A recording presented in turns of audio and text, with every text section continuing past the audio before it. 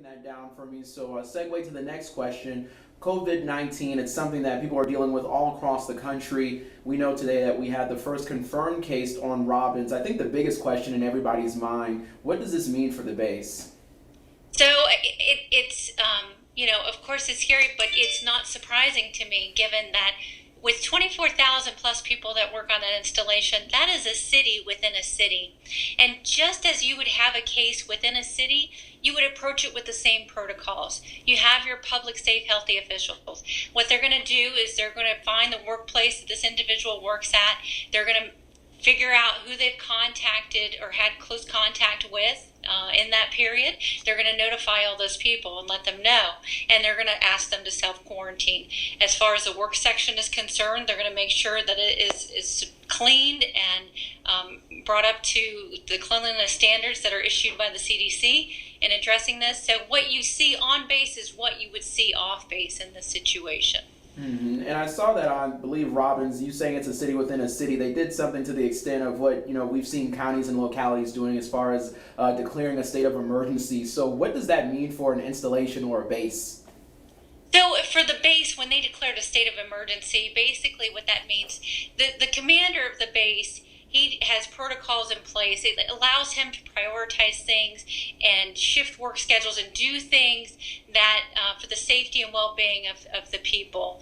Essentially giving him a means to, not that he doesn't already have oversight of the base, but again, you have to remember there's many mission partners on the base, and the base commander is more so of a mayor of the base. So he takes charge of the situation and issues guidance. But of course, folks are getting guidance from their other headquarters as well.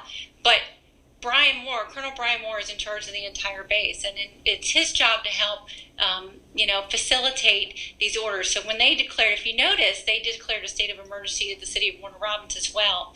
So they are walking in lockstep and communicating continuously to make sure that the things that they're doing inside the fence, we know outside the fence and vice versa. Mm-hmm. It's all about the health and protection of the people. Mm-hmm. And is it something similar, just like the city, where it opens up more, resources, rather it be in the state or federally for a base when they do make that declaration?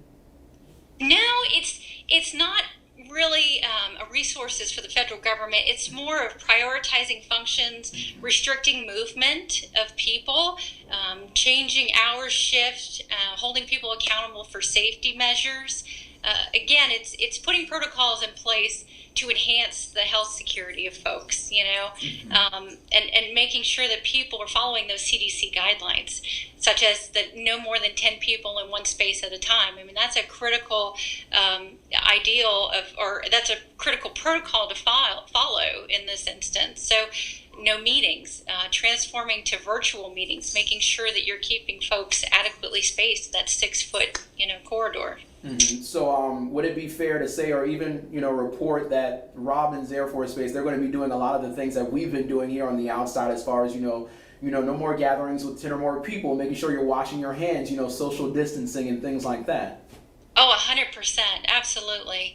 One thing that they have done, those individuals that are eligible to telework, and that is work from home, they have been encouraging those folks to go home and do so. One of the first things that they started doing weeks ago was to ask people to self-identify, those that have been in those CDC identified regions 1 and 2 that were the high risk.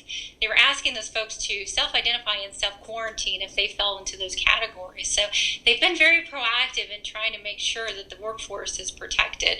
Again, with a workforce of that size, you almost thought that it would be inevitable if we got it in this area. And all those folks are traveling, and heavy military and civilian population. But I know the base is leaning forward 100% and making sure that they're identifying those that, have potentially been exposed and asking them to self-quarantine. And they're also looking towards, who is high risk and making sure that they're protecting that workforce. Mm-hmm. And do you know if that person who tested positive, are they currently at a hospital? Are they at home? Are they on the base? Or do you know where they're at? Or that, unfortunately, I don't know that. You'd have to ask the base for that. And then also, for people who are showing symptoms, do you know if the base has the test on hands to administer those tests on base? So the group on base, they do have those tests, but they also are a primary care provider. So just like you have primary care providers outside the base, if you were to suspect that you had COVID-19, you would go to your primary care physician. And there are people that are assigned to the base primary care folks. So they do have tests available, but that's for folks that are assigned to them and they are their primary care manager. Okay, so the only people who would be probably eligible to go and get those tests would be the people who are already assigned a PCP on the base. That's exactly correct. If they are already treating them as their primary care manager, then that's who they would go see. If you are a worker on base and you do feel that you need to be tested, then you should go to your primary care physician, whoever that is out in the community. Mm-hmm. And do the federal posts or just, throughout the United States or Robins, do they have like just about the same amount of tests that, a regular doctor would have, or is it different, or can you speak on that?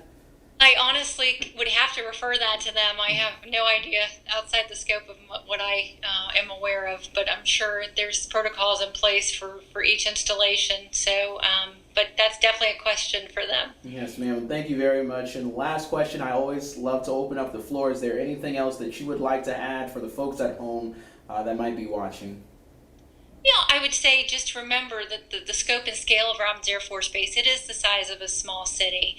And I know that they are leaning forward and they're in constant communication, inside the fence and outside fence to make sure that we can take care and protect that workforce. And that's the number one priority. But they also have that delicate balance of accomplishing, our nation's warfighting. This is national security. So just like a law enforcement officer, we have to continue law enforcement activities. It's the same thing. It's the national defense of our country. So they are doing their best to make sure they accomplish the mission, but of course take care of their people to accomplish that mission. All right. Yes, ma'am. We'll go ahead and stop recording.